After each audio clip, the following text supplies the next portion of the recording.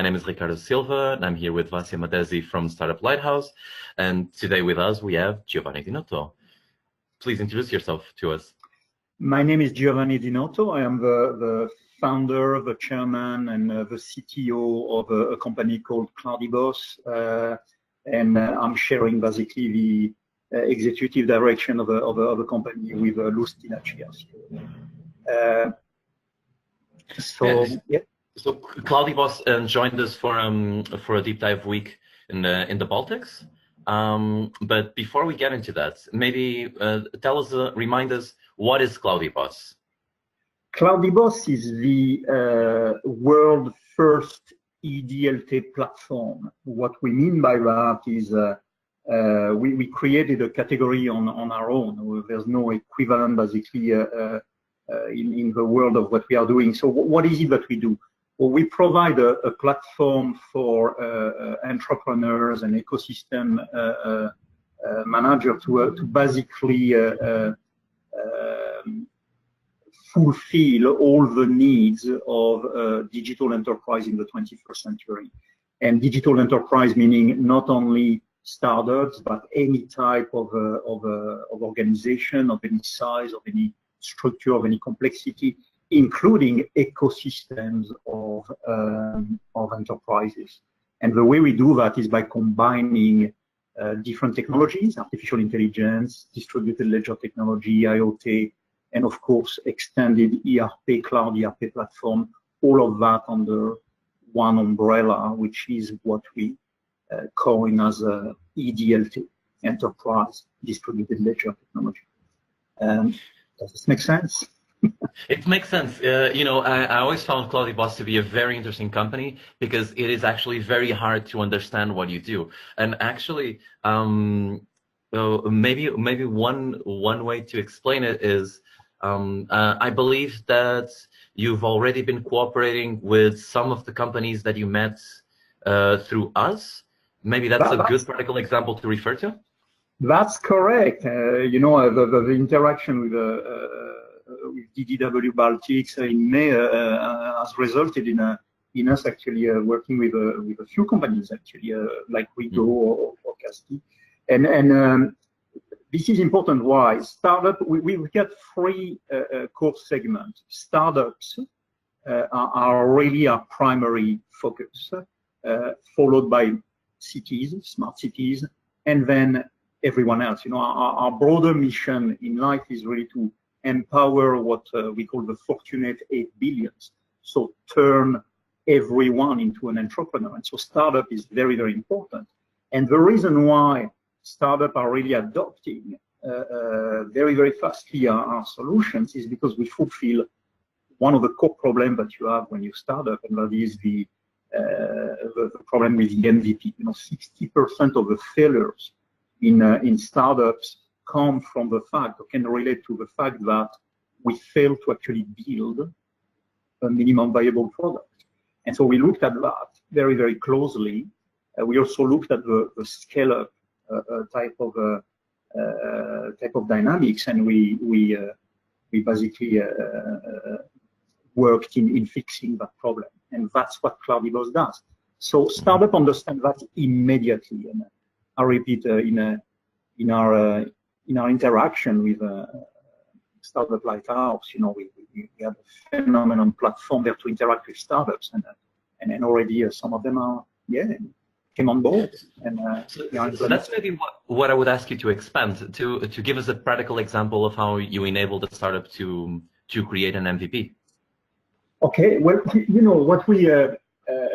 what we looked at, and then the way we thought about the platform is how do we generalize, how do we build a platform which really is able to look at business or organizational type of processes from every possible angle. Of course, with a focus on startup. And so that idea of empowering entrepreneur came from the fact that when we were discussing with our first pilot clients, they all told us the same stories. And the stories were, look, we are global, we're supposed to be global, we're supposed to be incredibly lean, we're supposed to be 10, 15 times more efficient than our peer multinational. And the reality of it is that we are not. We are hundreds of times less efficient. System-wise, it's all over the place. I will have my CRM there, my website there, my accounting over there. And as a result of that, we still run pretty much, Excel-based type of businesses, very, very inefficient type of businesses. So we looked at that, and the solution with the benefit of insight is always quite obvious, right? But we built an integrated cloud ERP. So far you might say, well, okay, there's no distinction there between what you guys are doing and what other cloud ERP might be already doing. But where we start differentiating ourselves is we've built distributed ledger technology at the core. We've also integrated at the core artificial intelligence to really empower the entrepreneur to start being able to do things that otherwise they would not be able to do. So some of the things you can do with CloudyBoss is, as soon as you have your account ready, well, you can start building your front-end apps, for example, your responsive sites, virtually in a matter of seconds, creating a distributed ledger ecosystem, for example, between multiple nodes, be it, independent organizations, or no matter what the use case is done codelessly as a matter of seconds, minutes. So is the fact of building smart contracts. Some of the features that we have in place also along those lines of empowerment are a feature, for example, like autopilot. So what is autopilot? Autopilot is all about looking at your business, the entirety of your data as a business, and then start not only uncovering insights, but start taking actions on the insights that we are uncovering, and then putting you as an entrepreneur to a point where all you have to do is, confirm those actions. And so the whole idea is how do we accelerate, and empower those entrepreneurs. So that's one side of things. And the other side is the cost.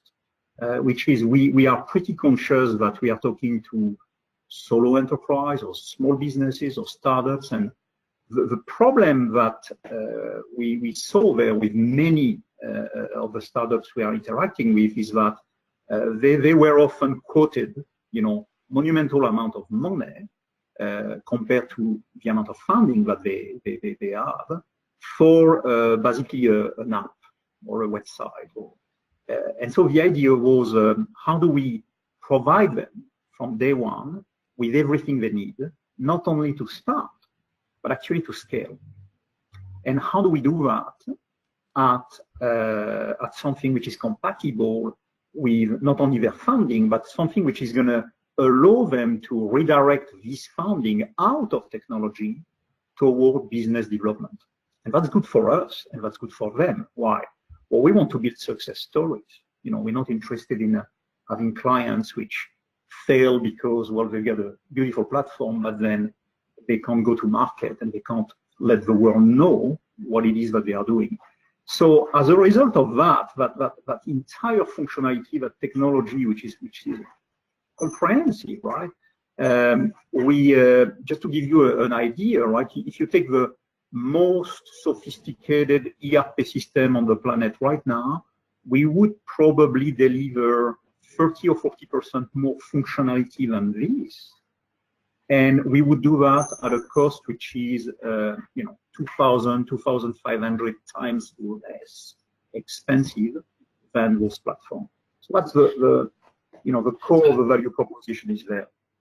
So Giovanni, if I understand things right, what I really like about your value proposition is that, if I get it right, you're essentially saying that you can help any organization, but especially startups, to have an MVP in using a distributed ledger technologies and all the advantages that come with it, at a cost that is inferior to even the most standard enterprise ERPs available in the market. And even more than that you align your success with their success in the way that your business model is built. what you're saying is absolutely correct, and the realization by talking to investor, by talking to organization like Startup Lighthouse, and then the feedback that we had from many VCs in San Francisco, in Europe, was, and we did not invented that. They told us, and then we realized, well, actually, this is already true. They told us, you guys are on a category of your own. You've invented something that nobody else has, and we can't even talk about competition in your case, because there's actually no competition. If I repeat, the most sophisticated cloud ERP on the planet right now, we would be 2,500 times less expensive and delivering much, much more value than this. So there's no competition. And so we realize it is effectively a new category. Now, you touch on a subject which is very interesting. We are approached regularly. We keep on being approached by very large corporates, very large corporations who are interested in the platform because they want to get rid of their ERP platform. And I know it sounds crazy, but we're not necessarily interested in this project, because we know that while the numbers seems fantastic and appealing, those type of projects are very disruptive and dangerous from a resource involvement perspective. So we are really, really careful in focusing on what is it exactly that we want to do, what is the mission there. And our mission, let me repeat that again, is to empower the fortunate 8 billion. That's the number one priority. Number two, we know that cities are important. So number two is, how do we support the transition of the 3 million towns and cities around the world with a population above 5,000 to transition to a smarter type of state. So that's the second segment we are interested in. The third segment, all of our business, the Fortune 500. Of course we are interested, but they don't come first. They are a third segment, they come after. You might say, why? The reason why we saw, we were very serious with that is because look around you, right? I mean, the situation is such that the amount of things that needs to happen in order for the entire world to become sustainable, be it in Europe, in America, get out of the nightmare situation that we are facing everywhere. We know that this is not something that can be achieved by a few leaders or a few. This is one for the team. This is one for everyone. And so it sounds naive, but our ultimate mission is really to turn the entire world population into entrepreneurs. Now, we know we're not going to reach the 8 billion, but if we can reach 2-3 million accounts within the next few years, well, that's a good start for us. And then hopefully we will emulate more and more entrepreneurship. So we really want to renew and transition the way we work. We want to change the way we work by actually empowering everyone to become its own man, its own entrepreneur. Does this make sense? Giovanni, it's a very captivating vision that you have, and it's as you said, it's a little bit hard to grasp all of it, because it's really a category of its own. And yeah, let's try to step back a little bit though. Because I know we can be talking about CloudyBoss for the whole day. So let me try and focus you a little bit. So can you tell me on what we've just talked about on a very micro scale? Some of the companies that you met through the Deep Dive Week in the Baltics. How long? So we've talked that your platform is capable of delivering an MVP in a very short time using state-of-the-art technology. So have any of these companies achieved this already through your cooperation? We just started a few projects with the people that with some of the companies that we met during DW Baltics, and some of the trivial issues. If you ask me how much time does it take to get from you start a project to you MVP ready for market, it's anywhere between 2 to 6 weeks, depending on the complexity of a project. But one thing that, of course, we cannot do is write the business case or invent the business or treat things such as solving issues such as domain name or branding. Or we help, we advise, we provide advice, and but we basically need to be very careful in not, overlapping with what is fundamentally the role of the entrepreneur. So some of those companies have just started. We're hoping to have, our first MVPs ready within a matter of weeks, actually. So by mid-December, we should have the first one. We signed over clients, which will start in January. One thing to understand is the issue of capacity, which is while end clients and startups are very, very interested in what we want to do,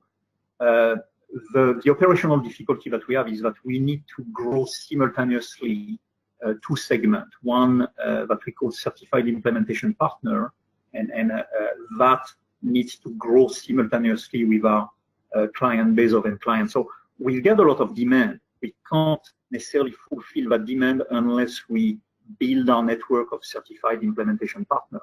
And so that is starting now. You might say, how many partners do you have right now? We got 90 people in total, but 20 partners focusing on implementations. And what is the objective there for us? Our objective is to grow that tenfold next year, so from 20 to 200, and then tenfold again the year after, so from 200 to 2,000, and then tenfold again for the third year. Why is this important? It's important for two reasons. Number one, what we are experiencing with a startup and end client is that they don't just want the implementation. They want everything. Why? Because they lean. And lean mean they need to outsource absolutely everything which doesn't bring uniqueness to their business. And so that idea of certified implementation partner, it's not just an IT company who would implement. Actually, we're taking out as much technology as we can so that they don't have to code, they don't have to do anything. But the idea of the CIP is that new breed of a support company who provide not only implementation, but also ongoing managed services to those clients. So we're creating that entire new economic sector, which doesn't exist yet. It's a new profession. Of course, there's complexities there in terms of building and scaling and mass educating those certified partners. So, sorry, I know that I'm digressing. Back to your question. The first MVPs are getting out mid-December. There's going to be new clients starting in January, and 2 weeks after, hopefully, they will be up and running with their entire platform and their MVPs and their front-end apps. But the game for us is to simultaneously build that network of certified implementation partner, and this is something which is starting being rolled out on a mass level from January 2019, so maybe a few weeks from now. I can understand it. So to make it clear, so we're saying that through the people that you met in our Deep Dive Week in June, you've started working with them, and by, let's say now, December 2018, that they have a fully functional application using your platform, the advantages of DLTs, just like this, ready to use. That's correct. Yeah. At the same time, while you're growing your network of certified implementation partners, which is your challenges to growth, which actually would be the next questions I would ask you. But taking a step back as well. So the Deep Dive Week in the Baltics, why did you apply? Why was this interesting for you? Well, it was interesting because we didn't know the region very well. We didn't have any presence there. We have a few partners in Europe, in France, in Germany, in Portugal, in Italy. We didn't know too much about that whole Baltic region, and we were very not only excited but actually stunned, by how advanced the Baltics are in many of those areas. So that was a very good learning experience for us. So building those relationships and then understanding the dynamics there with respect to the European market, and then the role that the Baltics could take, that was really something quite empowering, with the DDW Baltics. But the other reason was the quality of the network, the preparation. One thing really that amazed me, keep on amazing me, and I know that because we go to many events and we are involved ourselves with the organization of many events, was really the preparation, of that event. When from the moment we landed, it was extremely obvious for us that nothing was left to chance, right? There was a lot of work. You could feel that in understanding how the dynamics between all the actors and the investors and the startups, and all of that really was telling us a lot about the seriousness, the professionality, the skillfulness of all the people who were involved in organizing that particular event. So again, knowledge, knowing more about that particular area of the world was important. I think another aspect was also the themes, right, which we have talked about. So it was all about fintech and blockchain and distributed ledger technology, and we were really very interested in meeting with as it turns out, some of the world leader in this area. I'm referring to the Reserve Bank of Lithuania, right? That particular event that Startup Lighthouse organized and was able to basically provide us with was extraordinary. So does this answer the question, Richard? It answers the question. I would actually, what I would actually ask is, if you had to choose, I mean, which of the activities was more valuable to you? Was it the group of startups and ecosystem builders that made out of the delegation for the week? These were all people that had some knowledge and a network of their own related to blockchain and distributed ledger technologies. So was it this group that you went with? Was it the sessions that we organized for you, such as the one that you mentioned with the Bank of Lithuania? Was it the larger BlockForum that had a lot of people from all over the world to join you in Lithuania to talk about this common interest? Yeah, was there any of those that you would say it's a bigger highlight? I think for me all the sessions before the BlockForum personally were of the greatest interest to me. I'm a firm believer in conversation, right? So the power of conversations, and what those two days prior to the BlockForum allowed us to do, because of the size, because of the format, because of the high level of interactions, the diversity of activities, the diversity of the actors. For me, that was extremely valuable.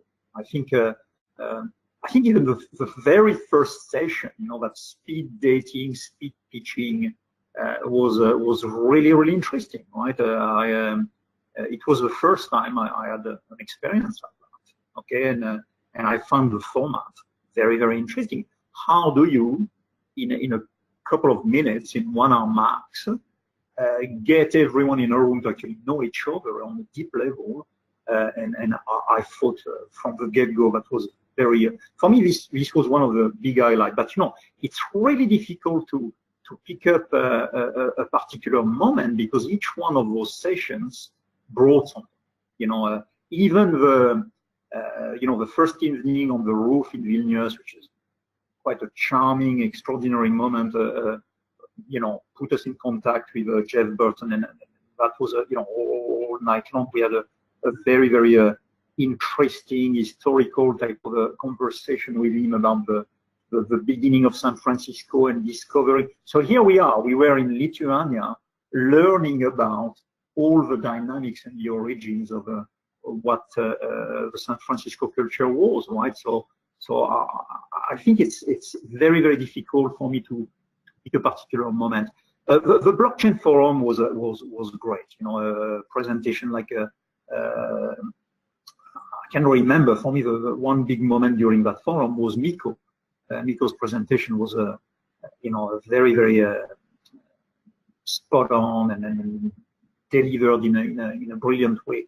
But that type of event, with conferences, I think the most interesting part, apart from the interesting presentation that you might be able to listen to, are always the breakouts, right? So when you can interact actually with more people. So we met, definitely, we connected a lot, but probably not to the same level of quality that we had on the 2 days before. So now, in terms of theme, it's a difficult question, because I think each one of those moments that were organized, the meeting, the session with Barclays, the introduction sessions on the first days, each one of those moments were particular and brought some sort of value and some sort of a relationship building, right? And so it's very hard to pick a particular moment, out of those. But I definitely preferred the first part of the week. Not that the second part was bad in any way; it was very valuable too. But if I have to prioritize, I think that those first 2 days were extraordinary in terms of what they brought and the relationship that they allowed us to build. What we've been finding really is that the biggest added value that we seem to deliver is really on these one-to-one connections. As you said, the power of conversations, the power of going a little deep, of having the time to go a little deep. And you've already told us some of the results that you've gotten out of this. I mean, that's at least from that week very directly 2-3 companies that are using CloudyBoss now. Is that yes. Not only that, but there's been, following that particular week, there's been other events which came and to which we were invited. So I understand that Lou went to Dublin and Berlin, and from those weeks too, each one of the events that we've been invited to, directly or indirectly following that first event in Vilnius, brought us business. Direct business, which is phenomenal, right? So we, following actually that experience, and again, I'm not sure if it's direct or indirect, but something has been very, very clear to us is that we've slightly changed the priorities, which is we always knew that startup was very, very important for us. We got stratospheric program for startups, etc. But I think what has happened with that experience is that we've actually prioritized that absolutely, because we've discovered on a deep level how the dynamics and the conversion and the adoption of the platform is much faster with startup than with anyone else.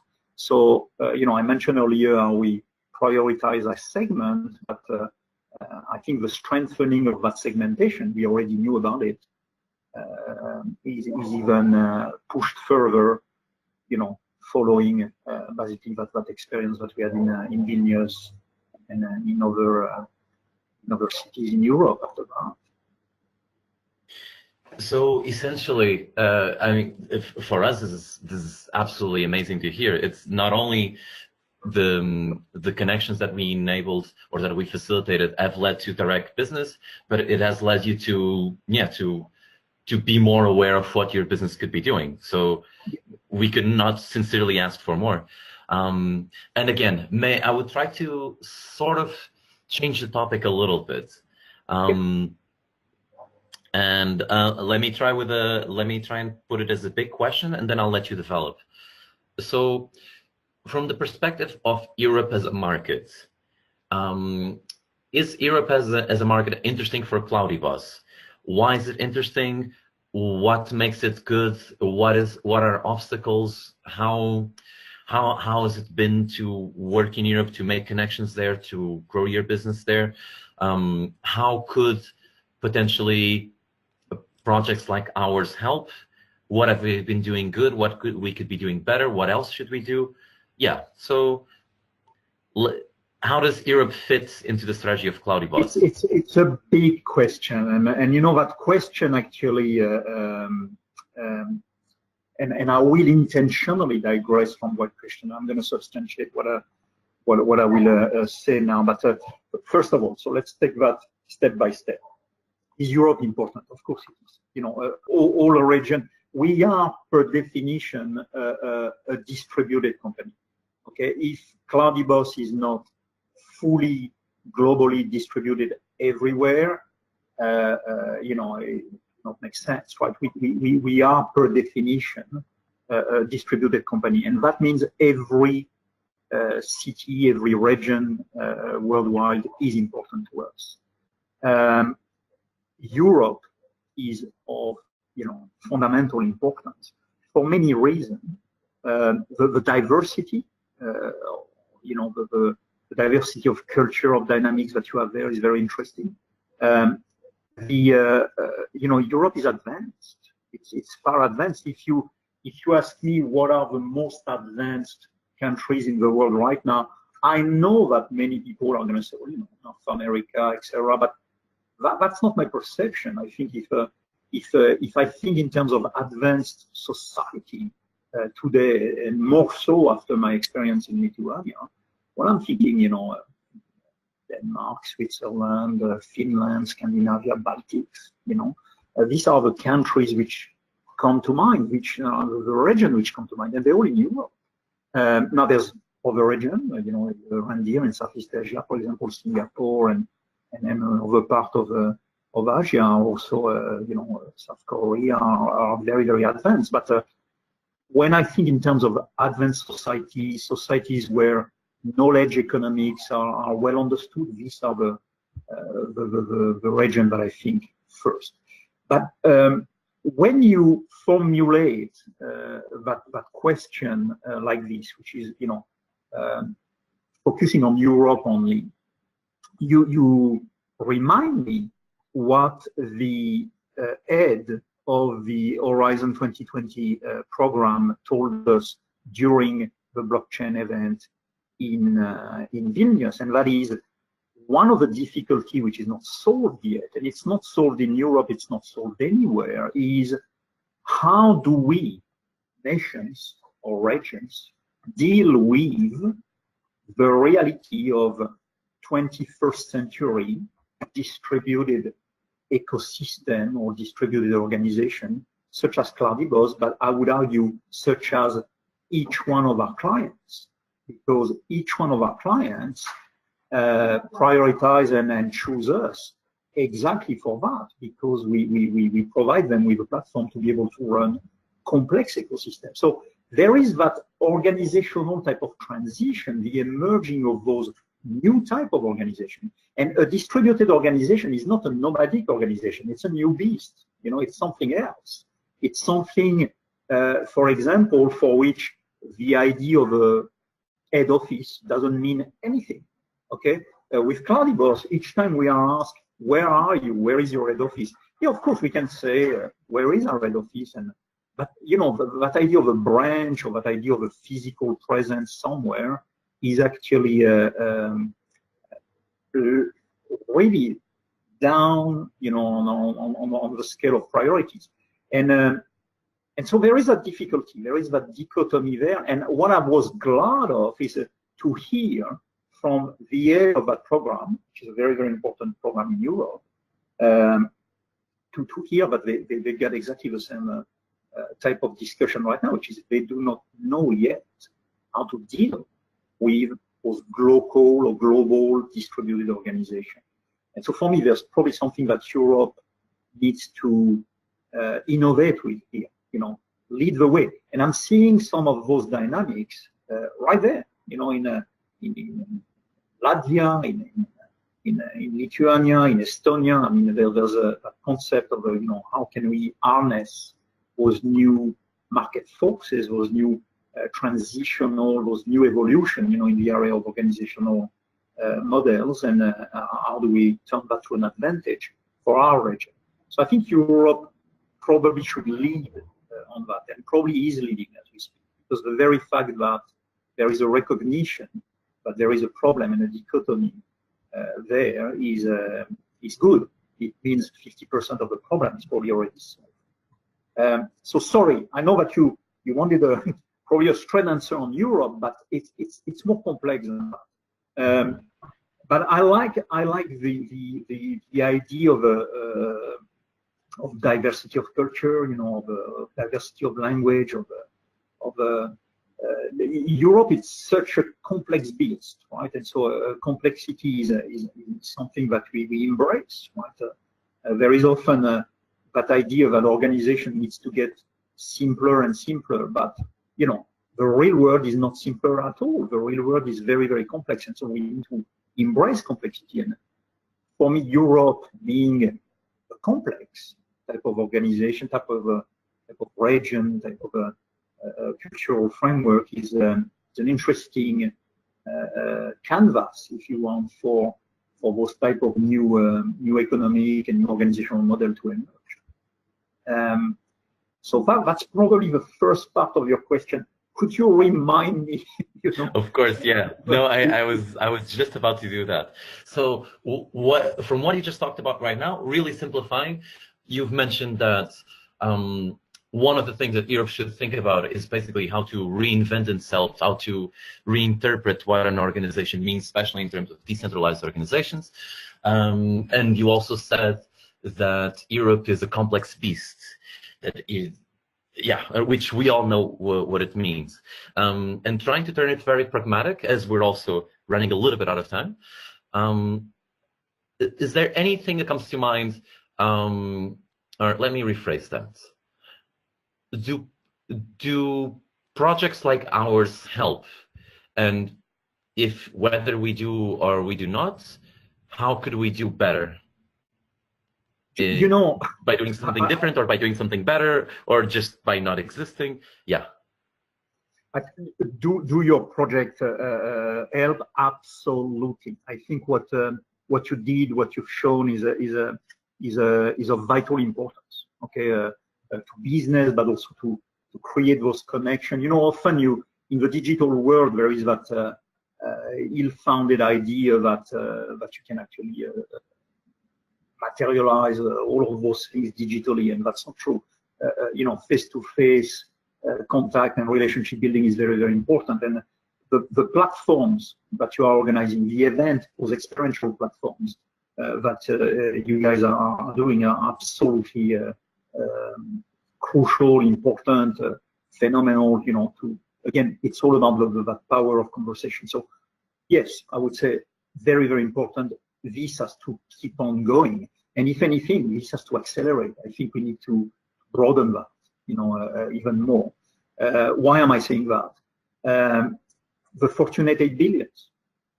There is probably a perception out there that there is a kind of an entrepreneurship trend happening right now. I don't think it's a trend. I think what's happening is really, as the world of work is changing and technology, that interaction between technology and that whole area and that whole domain of work, clashes or interact. I think there's a lot of work that needs to be done in the area of pushing even further that concept of entrepreneurship. So how do we do that? Well, through organizations like yours, through platforms like yours. So absolutely essential. can you do something better? I said it, and I'm going to repeat it again. And I am not in the compliment business, which is I tell people what I mean, right? I say what I mean, and I do what I say. You guys are doing an extraordinary job. Okay, I said that to the team in Vilnius. I was amazed, and it's very, very difficult to to get me really excited about anything. But I think the way things were done during that event were extraordinary. From a professional, from a delivery, from an execution perspective, it was difficult to fault anything. So, what could you do better? I think you're already doing it. I saw that there is the organization of events outside Europe, and so there is that strategy of not only looking at Europe from a European perspective, but how do we build those bridge with the other regions? So you went to San Francisco, you're going to India, you went to Tel Aviv, I believe, or you are building those connections, with the rest of the world, and I think this is very, very important. So I was going to say, well, that's probably an area where you can improve, but you're already doing it. What else? It's probably very, very difficult to raise even further the benchmark, but I might take a rain check on that and get back to you with a few more ideas. Please do. I know that your feedback has already helped us quite a bit. So I know that if we gave you more time to think about this, that you also would definitely help us to steer, to really figure out what is the direction for us. I think already the hints of thinking more about building bridges beyond Europe is important. It's something that we do, but we're still experimenting a lot. So it's definitely good feedback. But we need to wrap it up, and I would like to ask you a final question. This should be an easy one. It's to the companies that might be thinking of applying to Startup Lighthouse. What would you tell them? What companies should join and why? There's no such thing as easy questions, right? But I believe, startups, of course. I think the type of startup that I'm looking and I'm seeing in Startup Lighthouse are really, they're bold in their vision, right? They're global. So my advice would be, do not be shy. If you've got an idea, and that's not something which only apply to your question. It's something that apply to each one of our clients, right? We always say, of course, pilot locally, but if your idea works, deploy globally very, very fast, right? And this is basically where we come in and we can facilitate that very easily. I can see a lot of similarities in the way you guys think in terms of accelerating, incubating, and pushing forward those businesses. So startups should definitely think about engaging with you, providing that they've got those big ideas and those and careful with that idea of big ideas, right? Sometimes the simplest of the idea can be incredibly big in terms of impact it has.